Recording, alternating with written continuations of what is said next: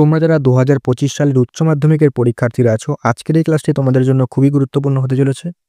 আজকের এই ক্লাসে আমি আলোচনা করব ২০২৫ সালের উচ্চ মাধ্যমিকের ইতিহাসের একটা খুবই গুরুত্বপূর্ণ প্রশ্ন, যেটা আসার সম্ভাবনা অনেকটাই বেশি। সেটা হলো উপনিবেশবাদ এবং সাম্রাজ্যবাদ বিষয়ে হবসন আর লেনিন তত্ত্ব আলোচনা করো। ৮ মার্ক থাকছে এই প্রশ্নতে। এই প্রশ্নটার সম্পূর্ণ নোটস তোমাদের সামনে তুলে ধরবো। এই নোটসটার মধ্যে কি লেখা আছে সম্পূর্ণ দেখিয়ে দেবো। আমি কিন্তু নোটসটা পড়ে শোনাবো না বা পড়ে পুরোটা বলবো না, কারণ যেহেতু তোমাদের সামনেই পরীক্ষা, আমি চাই না তোমরা ইউটিউবের ভিডিও দেখে বেশি টাইমটা নষ্ট করো। তোমরা দেখে নিয়ে জাস্ট পিডিএফটা তোমাদের দিয়ে দেবো। পিডিএফটা কি করে পাবে, তার জন্য সম্পূর্ণ ক্লাসটা শুরু করতে হবে। সম্পূর্ণ ক্লাসটার পরে তোমরা পিডিএফটা নিয়ে রিভিশন দেওয়া শুরু করে দেবে। পরিষ্কার? আর এর আগে তোমাদের কিন্তু আমি পেশাদারি ইতিহাস সেখানে কিন্তু প্রথম যে স্তবকটা ছিল সেটা একটু ভুল ছিল। আমি সেটা কারেকশন করে দিয়েছি। পিডিএফটা নেওয়ার সময় আমি সেটা বলে দেবো। আর তোমাদের সাম্রাজ্যবাদের উদ্ভবের কারণ, সাম্রাজ্যবাদ কাকে বলে, সাম্রাজ্যবাদ উদ্ভবের কারণ, এই যে নোটস, এটাও কিন্তু আলোচনা করে দিয়েছি অলরেডি। সেই ক্লাসগুলো ডেসক্রিপশনে পেয়ে যাবে। আর আমি এই সাজেশনগুলো কিন্তু, মানে এই নোটসগুলো কিন্তু যে ইতিহাসের ৮ মার্কের সাজেশন দিয়েছিলাম সেই ভিত্তিতে কিন্তু আমি আলোচনা করছি একে। তো আমি বলব, প্রথমে ৮ মার্কের সাজেশন ক্লাসটা দেখে আসো। আমি পরীক্ষার আগে অবশ্যই আরেকটা ক্লাস দিয়ে দেবো ৮ মার্কের প্রশ্ন সাজেশনের, সেই ক্লাসটা দেখে নেবে, তাহলে কিন্তু আমাদের হয়ে যাবে। তো আগে বলব, ওই ৮ মার্কের যেই সাজেশনটা দিয়েছিলাম সেটা কিন্তু দেখে নিতে। তার লিঙ্ক ডেসক্রিপশনে রয়েছে। আর অন্যান্য সাবজেক্ট যেমন বাংলা, রাষ্ট্রবিজ্ঞান, এরও কিন্তু বড় প্রশ্ন, ছোট প্রশ্ন সাজেশন কিন্তু আলোচনা করছি। তাছাড়া ইতিহাসের আমি এমসিকিউর যে এমসিকিউ প্রশ্ন, তার কিন্তু রিভিশন ক্লাস আমি নিচ্ছি। রিভিশন ক্লাস বলতে আমি কিছু গুরুত্বপূর্ণ এমসিকিউ প্রশ্ন নিয়ে সেগুলো কিন্তু তোমাদের সাথে আলোচনা করে দিচ্ছি, যার মাধ্যমে তোমাদের কিন্তু এমসিকিউ রিভিশন হয়ে যাচ্ছে এবং পরীক্ষায় কিন্তু তোমরা এমসিকিউ ক্ষেত্রে অনেকটাই লাভবান হবে। কারণ উচ্চ মাধ্যমিকে কিন্তু এমসিকিউর ওয়েটেজটা অনেকটাই বেশি। তো এমসিকিউ বা এসিকিউ অর্থাৎ শর্ট কোয়েশ্চেনের ওয়েটেজটা অনেকটাই বেশি। সেক্ষেত্রে তোমাদের কিন্তু আলাদাভাবে তার প্রিপারেশন নিতেই হবে। আর এমসিকিউর ক্ষেত্রে তোমরা যদি মাত্র হাতে গোনা কয়েকটা এমসিকিউ প্রশ্ন পড়ে যাও, সেক্ষেত্রে পরীক্ষায় গিয়ে কিন্তু কমন পেতে পারবে না। তাই আমি বলছি যে আমি ক্লাসগুলো করাচ্ছি, ক্লাসগুলো অবশ্যই করো। বই থেকে করছো, টেক্সট বইটা ভালো করে ফলো করবে। কিন্তু ক্লাসগুলো করলে কি তোমাদের সেগুলো রিভিশন হয়ে যাবে। পরিষ্কার?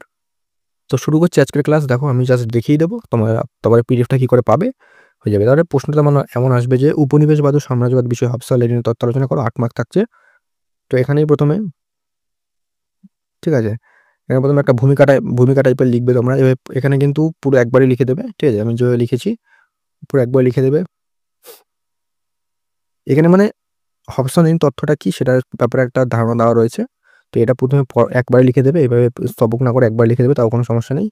তারপর শুরু হচ্ছে এখানে হবসনের ব্যাখ্যা। হবস আর লেনিন তত্ত্ব, যেহেতু হবসনের ব্যাখ্যার প্রথমে শুরু হচ্ছে, যে হবসনের ব্যাখ্যা প্রকাশ পায় 1920 সালে। এখান থেকে শুরু করবে হবসনের ব্যাখ্যা, এভাবে একটা পয়েন্ট করে তোমরা হবসনের ব্যাখ্যার পয়েন্ট করেও লিখতে পারো, যে একটা পয়েন্টিং করেও লিখতে পারো বা এমনিও লিখতে পারো, ঠিক আছে? এভাবে দেখে আমি যারা দেখিয়ে দিচ্ছি, যারা স্ক্রিনশট করতে চাইছো স্ক্রিনশট করে নাও। আমি একটু এখানে দেখিয়ে দিলাম, তারপরে আমি পরেরটা দেখাচ্ছি। যারা স্ক্রিনশট করছো তাদের জন্য আশা করছি স্ক্রিনশট হয়ে গেছে। এবার দেখো, পরবর্তীতে তোমরা এইভাবে লিখবে। প্রথমে পুরোটা পড়ে নেবে, তারপরে কিন্তু নিজের মতন করেও লিখতে পারো। আমি জাস্ট দেখিয়ে দিচ্ছি, পুরোটা পড়ে নিজের মতন করে লিখতে পারো, কোনো সমস্যা নেই। তারপরে দেখো, আমি ক্লাসটা বেশি বড় করবো না, 5 থেকে 6 মিনিট, তার বেশি নয়। আমি চাই না তোমাদের টাইমটা বেশি এখানে দাও। ঠিক আছে? হবসনের তত্ত্ব, হবসনের এই সমস্ত তিনি কি বলেছেন উপনিবেশবাদ সম্পর্কে। তারপরে চলে আসছে এখানে হচ্ছে লেনিনের মতামত কি সেটা কিন্তু এখানে দেওয়া রয়েছে, দেখিয়ে দিচ্ছি। দেখো,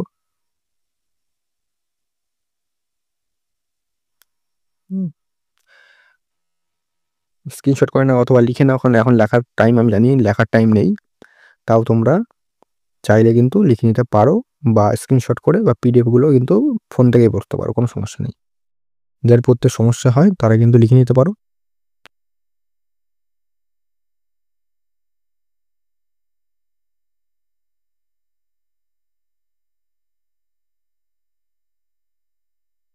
না গেল, লাস্টে একটু উপসংহার টাইপের দেওয়া আছে, এটা লিখে নেবে, তাহলেই হয়ে যাবে। তো এই ছিল সম্পূর্ণ তোমাদের নোটস।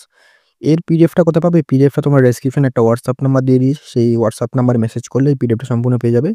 আমি ইচ্ছা করে আর পড়ে শোনাইনি, কারণ তোমাদের সামনে যেহেতু পরীক্ষা।